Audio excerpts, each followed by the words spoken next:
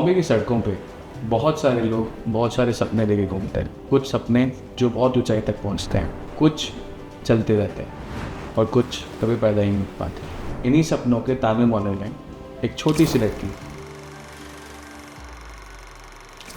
कहीं से आई, जो आज बॉम्बे में अपना ही एक मुकाम बना चुकी है। एक सितारा जो चमकने को बेताब है, एक बच्चा जो अब बड़ा हो गया है। आइए मिलते हैं साक्षी वलकर से और उनसे पूछते हैं व्हाट हैपेंड। अपना बना ले पिया, अपना बना ले पिया, दिल के नगर में शहर तो बसा ले पिया। ये गाना आपने कभी ना कभी तो लाइफ में गुनगुनाया ही होगा, तो आज मैं आपको बताऊंगी व्हाट हैपेंड।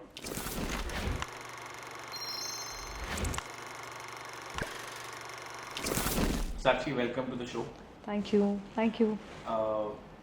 हम सब जानते हैं कि आपका जो सफ़र है बॉलीवुड में वो शुरू हो चुका है। Best of luck for that. Thank you. And Yes. जो भी आपने अभी तक गाया है, जितने भी जी। गाने हमने सुने हैं जी। आपके, we are very very lucky to have your voice in Bollywood. Thank you. कहाँ से शुरू हुई ये कहानी बॉम्बे आने की?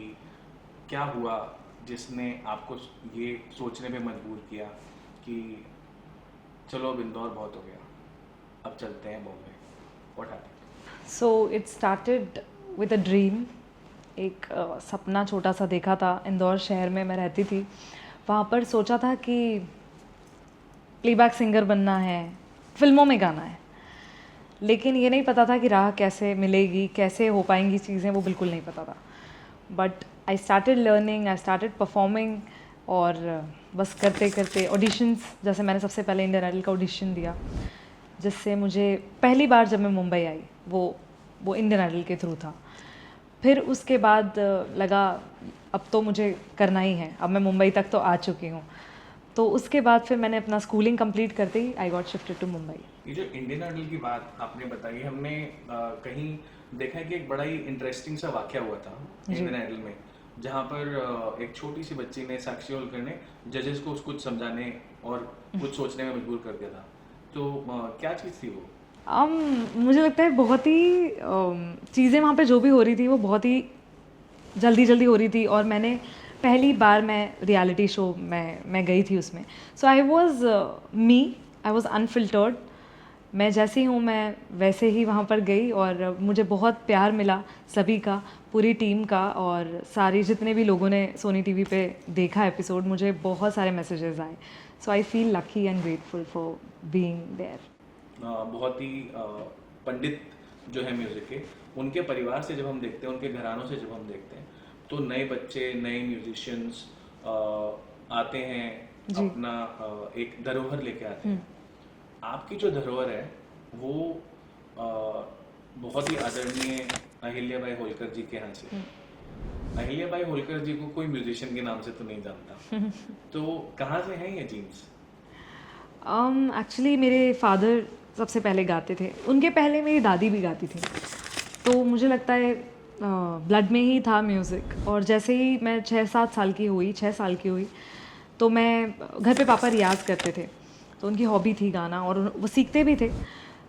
तो उनको सुनते सुनते खुद भी एक दिन हारमोनियम पे रियाज़ कर रहे थे पापा, और मैं उसी वक्त जाकर बैठ गई साथ में, और मैंने भी सुर लगाया, और मेरा सुर बहुत सटीक लगा। तो पापा को लगा कि इसमें है म्यूज़िक, इसके अंदर सुर है, ताल है।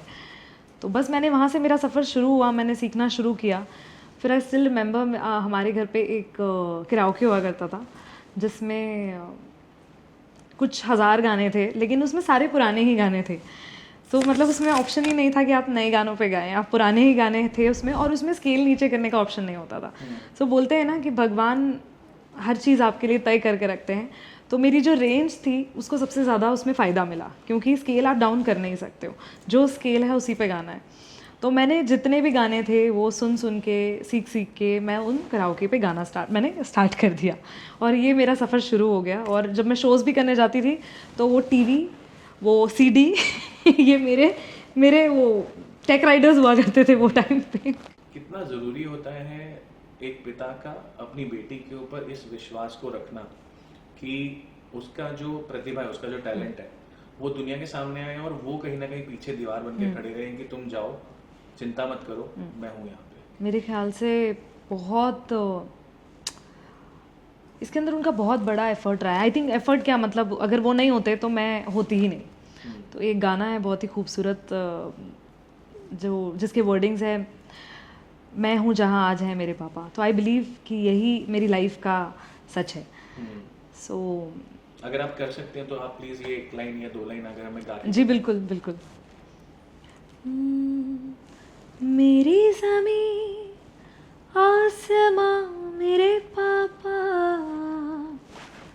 मैं हूँ जहाँ आज है मेरे पापा, मेरे पापा,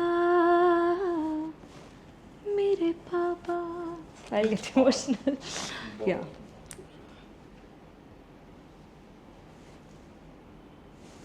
सो इट स्टार्टेड, मतलब जब मैं सोचती हूँ कि कैसे शुरू हुआ, हमें तो समझ भी नहीं थी कि कैसे हम कर सकते हैं ये चीज़ें। बट वो टाइम पे ना ही इंदौर में शोज़ होते थे, काफ़ी शोज़ होते थे, म्यूज़िकल शोज़ होते थे, बट बिलीव करना कि ये लड़की स्टार है, इस लड़की में बात है, ये तो आज दुनिया को दिख रहा है कि मैंने अपना बना ले गा दिया, मैंने काफ़ी सारे, मैंने और भी हिट्स दे दिए हैं, और अभी मेरा सफ़र बहुत आगे है, मुझे बहुत कुछ करना है। लेकिन वो वक्त पे आप सोचिए कि एक 6 साल का बच्चा है, वो 6 साल का बच्चा अच्छा गाता है, ठीक है, लेकिन ये सोच लेना कि ये एक बहुत बड़ा सिंगर बनेगी, ये बहुत बड़ी सिंगर बनेगी एक दिन।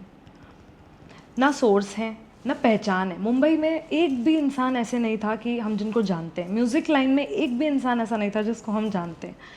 फिर भी एक विश्वास, एक बिलीफ रख के स्टार्ट करना कि क्लासेस शुरू करना, म्यूज़िक की क्लासेस, मैंने पंचम निषाद इंस्टीट्यूट है इंदौर में, मैंने वहाँ से म्यूज़िक सीखना शुरू करा। आई एम श्योर आपको किसी एक परफॉर्मेंस में, किसी मंच पे, किसी क्राउड के सामने उतना अप्रिसिएशन जब मिला, जी वो जो तालियों की गूंज आपके रोंगटे खड़े कर देती जी, है, और आपको लगता है कि ये एक अलग फीलिंग है, वो क्या था और कहाँ पर था?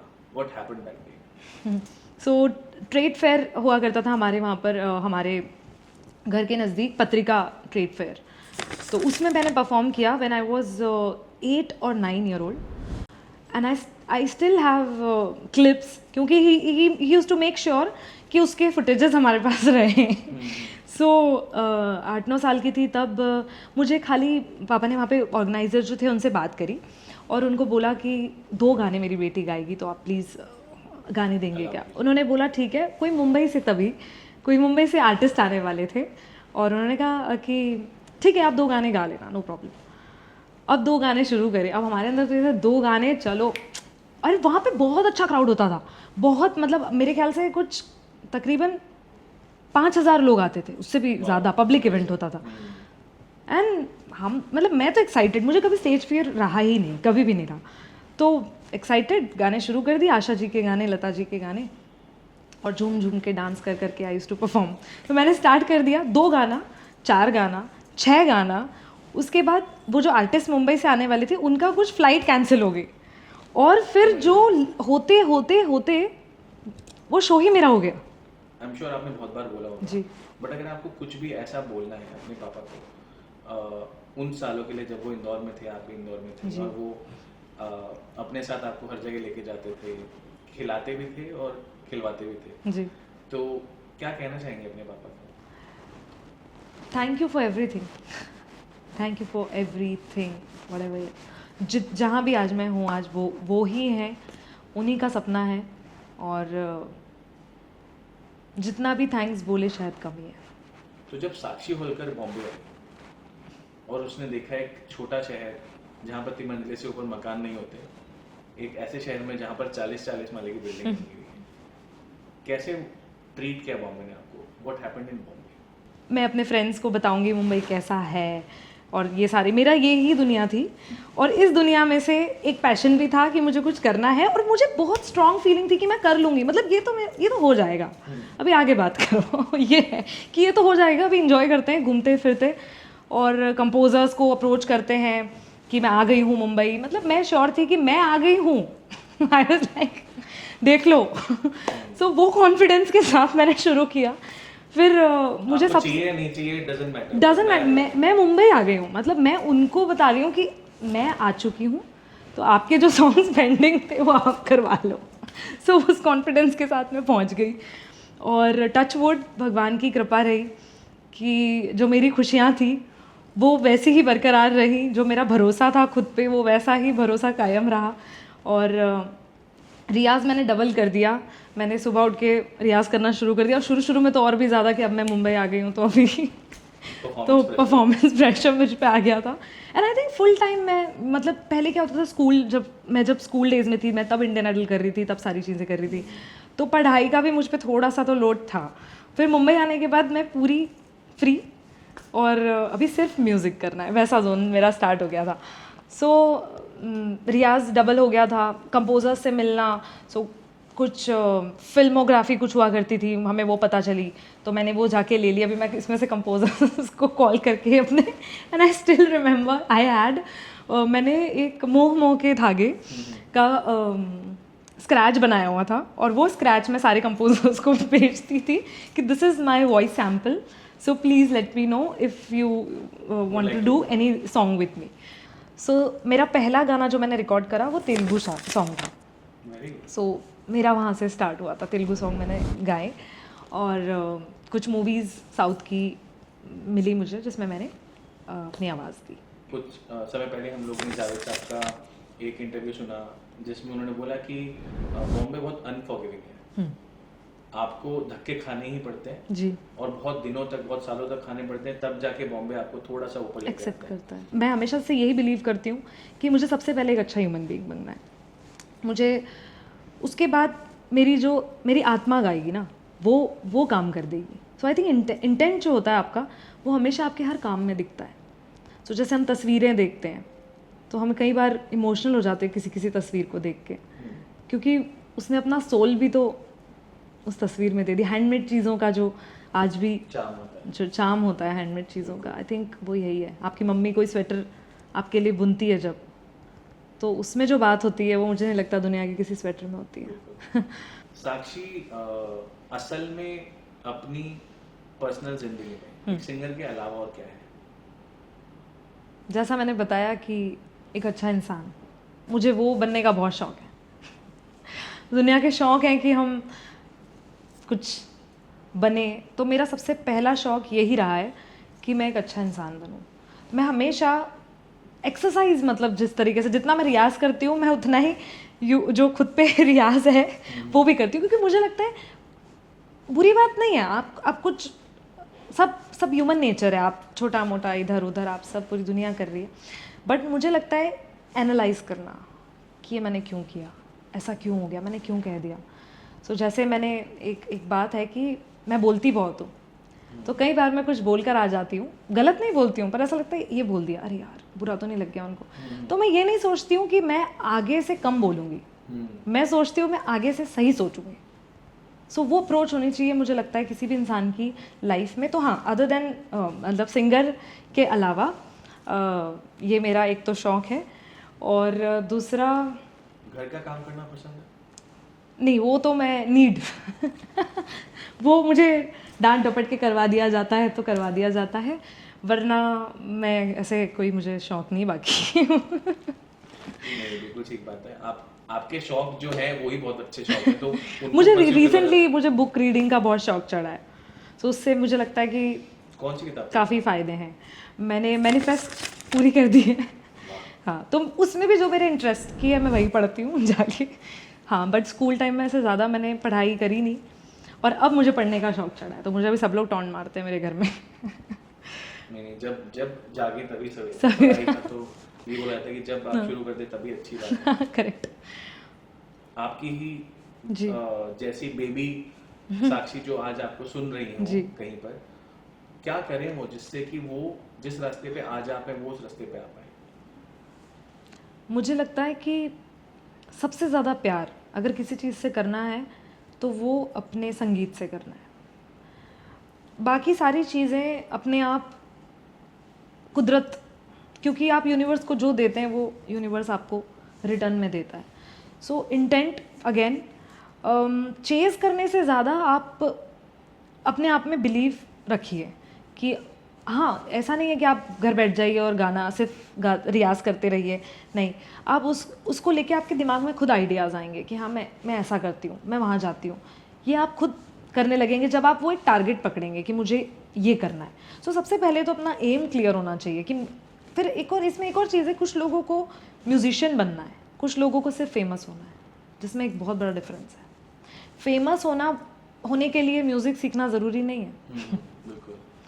एक एवरेज म्यूजिशियन भी फेमस हो सकता है, क्योंकि ट्यूनर्स हैं, with the help of technology थोड़ा करके बढ़ जाएगा, फेमस हो जाएगा।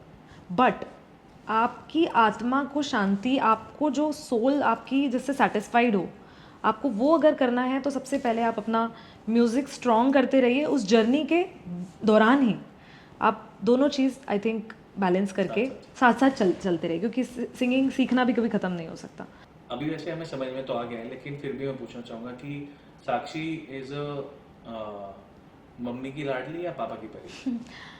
नहीं, हालांकि मेरे पापा ने मेरी जर्नी में बहुत सपोर्ट किया, बट मेरी जो फ्रेंड है वो मेरी मम्मी है। Twist. So my mom is my best friend. I share everything with her, whatever, मतलब मैं कुछ भी जाके बता सकती हूँ मेरी मम्मी को, इतनी। और घर में और कौन है? मेरा भाई है, अभी वो भी म्यूज़िक कर रहा है। सो रिसेंटली मैंने एक गाना किया अलबेली चुनरिया, जो कि आप सभी ने बहुत प्यार दिया है उसको, गाने को। सो वो गाना मेरे भाई ने ही म्यूज़िक उसका प्रोड्यूस किया है। कैसा होता है जब हम लोग आपको स्टेज पे देखते हैं? We see a different Sakshi Holkar. Even I see a different me. Personally हम लोग अभी बात कर रहे हैं, इससे पहले भी बात कर रहे थे, तो ऐसा लगता है बड़ी शांत सी लड़की है, जी। ज़्यादा किसी को कुछ बोलती नहीं होगी। स्टेज पे ऐसा लगता है कि अगर कोई सामने आ जाए तो अभी कुछ हो जाएगा। सो बिल्कुल, ये मेरा ना, ये बचपन से ही यही मेरा स्टेज प्रेजेंस रहा है। छोटी थी तब तो स्टेज शोज़ की वीडियो भी नहीं देखी थी किसी के यहाँ, लाइव भी किसी को परफॉर्म करते हुए नहीं देखा था। तब I used to wear a cap, I had that mark of me कि मैं एक टोपी वाली लड़की है जो गाती है, छोटी सी है, baby Sakshi Holkar with the cap. So but I use to अपने चलते गाने में तो मैं मेरा नाम चिंचनचू मेरे बचपन में गाती थी। तो जैसे ही मेरा नाम चिंचनचू हो रहा है तो गाते गाते I use to throw that cap and just, yeah that was a style कि मेरा फैन कैच करेंगे आके। एंड फैन भी डिसाइडेड ही थे। मेरी पड़ोस की एक लड़की हुआ करती थी, मैं उसको कहती थी कि भाई तू नीचे बैठना, कैप उछा लूंगी, तुझे ही कैच करनी, मतलब वो कैप की भी चिंता है। सो वो मिक्स ऑफ, मैं मिक्स पर्सन हूँ ना, हाँ, बैलेंस है मेरा बहुत ज़्यादा कि कैप भी देख खराब नहीं होनी चाहिए ब्रो, कैप भी ज़रूरी है। सो ये था मेरा बचपन का परफॉर्मेंस। बट अभी भी वही, अब तो मेरे ख्याल से अब तो मैं अभी डोम NSCI में मैंने रिसेंटली परफॉर्म किया, आई ओपन फॉर बीपराज सर। सो जब मैंने परफॉर्मेंस, मतलब मैंने बहुत सारे स्टेज पे परफॉर्म किया है, बट इस शो को लेके, एक तो मुंबई जहाँ पर मैं आई, कुछ साल हुए हैं मुझे आए हुए, और इतना बड़ा स्टेज, मतलब मुंबई का सबसे बड़ा ऑडिटोरियम, और वहाँ पर परफॉर्म करना है। एंड आई स्टिल रिमेंबर कि मैंने पहला गाना शुरू किया, दूसरा, तीसरा, एंड पब्लिक इतना ज़्यादा प्यार। मुझे लगता है ये ऑडियंस की ही एनर्जी है जो हमें ये सब करने पे मजबूर करती है। जो पागलपन सा स्टेज पर छा जाता है, वो शायद एक ऑडियंस की, सभी ऑडियंस की एनर्जी होती है।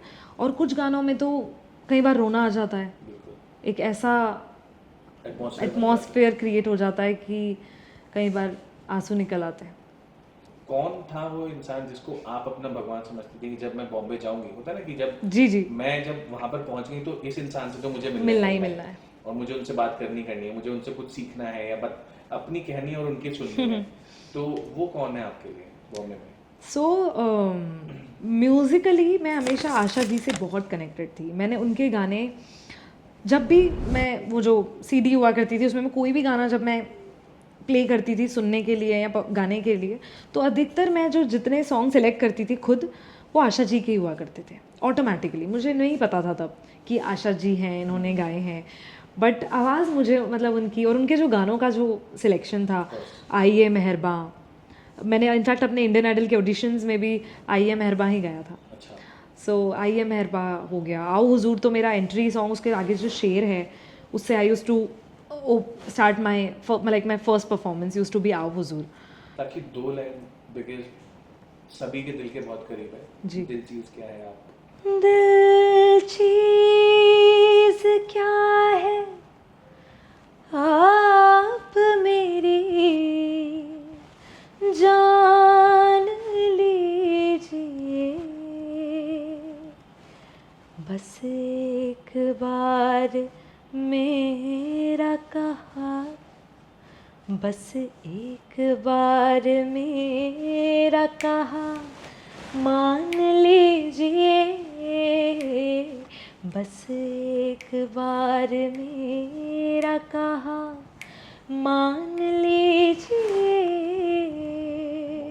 बहुत खूब। तो इसमें एक लाइन आती है, मुश्किल नहीं है कुछ भी अगर ठान लीजिए। बिल्कुल बिल्कुल। तो मिल पाए आप आशा जी से? बिल्कुल बिल्कुल, आते ही मेरी पहल शुरू हो गई, आशा जी से मिलना है आते ही। और मैंने पहले ही साल में मेरा था कि मुझे आशा जी से तो मिलना है और फिर सोच लिया तो कर लिया तुरंत। एक विप्लव जी हैं, उनको मैनेज करते हैं और स्टूडियो है इधर वर्सोवा में, उनका आशा जी का ही स्टूडियो है, पंचमदा स्टूडियो के नाम से।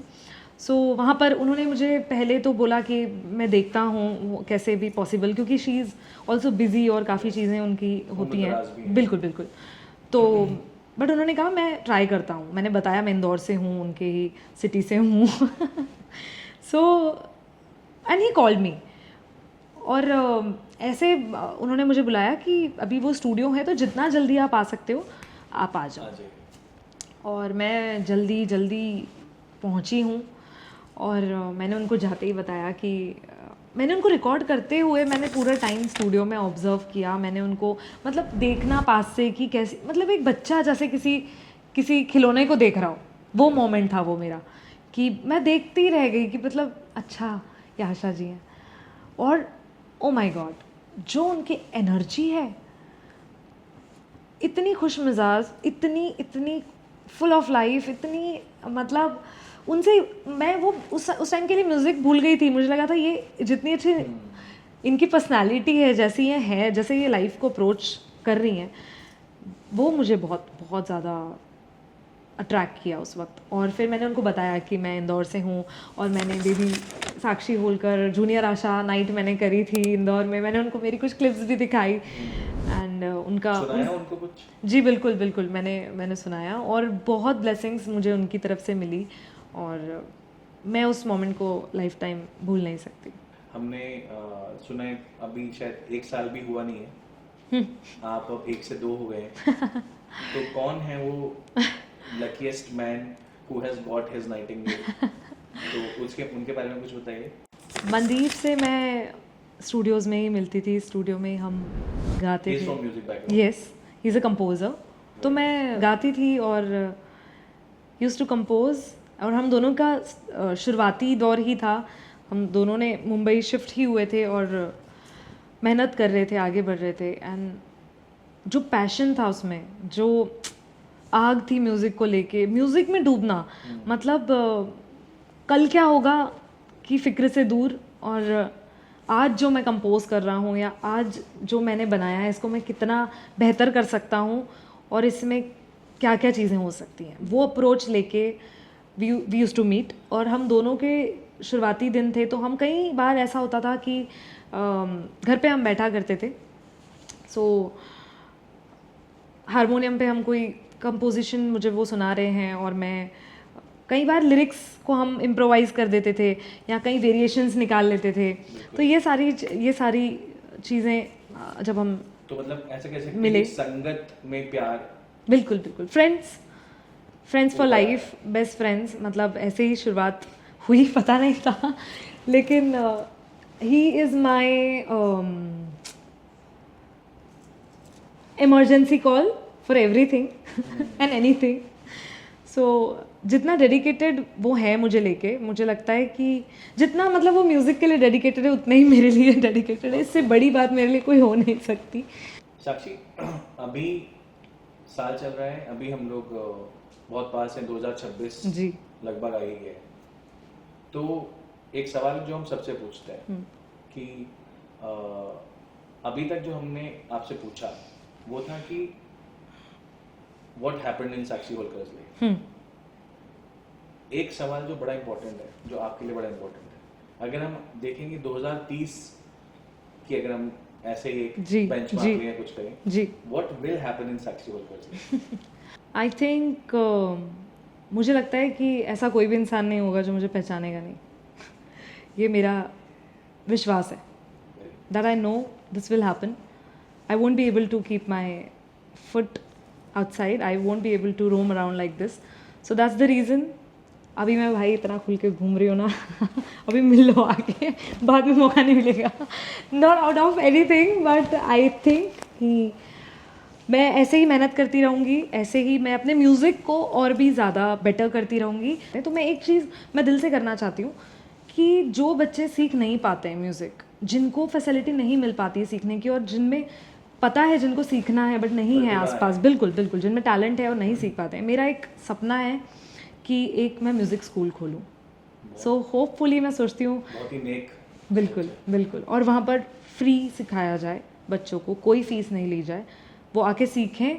और जैसे हम एजुकेशन में हम जैसे 12th तक सीखते हैं, पढ़ते हैं, मतलब वैसे ही म्यूज़िक की भी एग्ज़ाम्स होती हैं, वो भी वो दें। और इसके अलावा अगर कोई इंस्ट्रूमेंट, जो भी वो चीज़ करना चाहते हैं, वो एक म्यूज़िक स्कूल हो।